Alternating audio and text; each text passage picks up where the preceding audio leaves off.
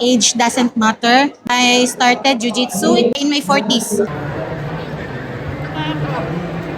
Michelle Yan, Masters 41, heavyweight. Gi or no gi?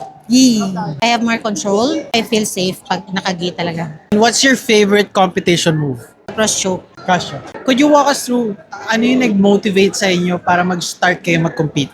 Age doesn't matter. I started Jiu-Jitsu in my 40s. I'm happy to show my talent, my skills in Jiu-Jitsu regardless of age.